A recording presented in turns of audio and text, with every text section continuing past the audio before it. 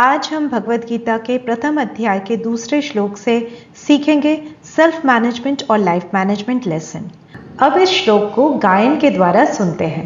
संजय उवाच दृष्ट्वा तु पांडवानीकं व्यूढ़ं दुर्योधनस्तदा आचार्यमुपसंगम्य राजा वचनमब्रवीत्। अब इस श्लोक के एक एक शब्द को समझते हैं।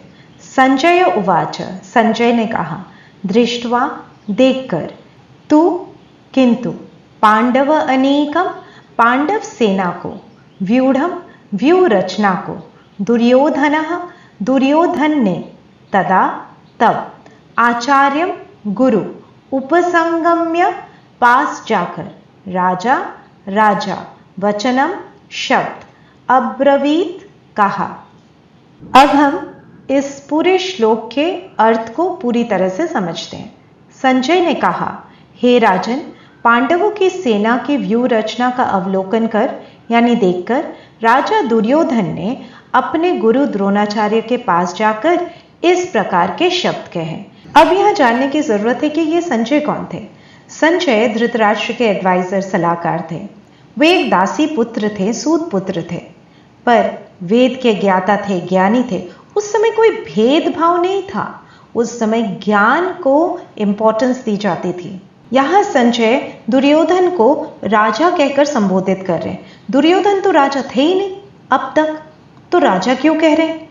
धृतराष्ट्र अपने पुत्र दुर्योधन को राजा बनाना चाहते थे, इसीलिए थोड़े समय के लिए धृतराष्ट्र को खुश कर दिया।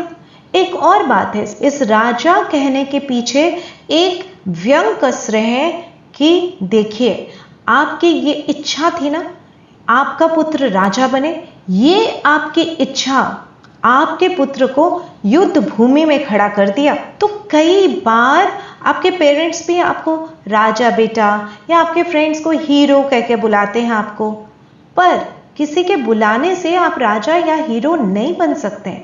आप तभी राजा या हीरो बन सकते हैं जब आप राजा या हीरो जैसा काम करेंगे। दुर्योधन पांडव के सेना को देख रहे हैं और कह रहे हैं अपने गुरु से, देखिए कितना सुंदर अरेंजमेंट बनाया। एक तरह से दुर्योधन को आश्चर्य भी हो रहा था, ऐसा अरेंजमेंट उन्होंने कैसे बनाया, क्योंकि उनके पास तो इतने साधन भी नहीं है, इतने सेनाएं भी नहीं है। मेरे पास तो इतनी ज्यादा सेनाएं हैं, फिर भी पांडवों ने इतना अच्छा अरेंजमेंट कैसे बना दिया। दुर्योधन ये नहीं देख पा रहे थे, उनके पास सेनाओं का रिसोर्स, अस्त्र शस्त्र का रिसोर्स भले ही कम था, लेकिन उनके पास कौन सा रिसोर्स बहुत ज्यादा था? वो था बुद्धि का रिसोर्स, गाइडेंस का रिसोर्स श्री कृष्ण के रूप में। यदि बच्चे आपके पास भी सही गाइडेंस मिले, एक अच्छा फ्रेंड हो, आपके माता पिता की बात सुने, आपके टीचर्स की बात सुने जो आपके गाइड है, तो आपको कोई जीतने से नहीं हरा सकता है। कौरव कितने थे? 100, पांडव 5। इसके अलावा दोनों के पास युद्ध लड़ने के लिए अक्षौहिणी सेना थी। पांडव के पास था 7 अक्षौहिणी सेना, कौरव के पास 11 अक्षौहिणी सेना। फिर भी दुर्योधन डरे हुए थे। क्यों? क्योंकि दुर्योधन को पता था कि सक्सेस पाने के लिए जिन जिन चीजों की जरूरत है वो तो पांडव के पास है।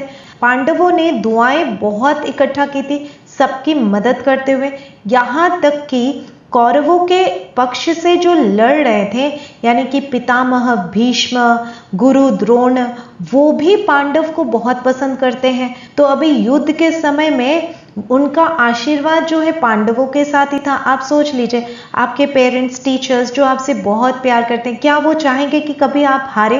दुआओं को इकट्ठा करें, हर दिन किसी ना किसी की मदद जरूर कीजिए। तो इस सप्ताह का एक्शन पॉइंट, एक लीडर बने।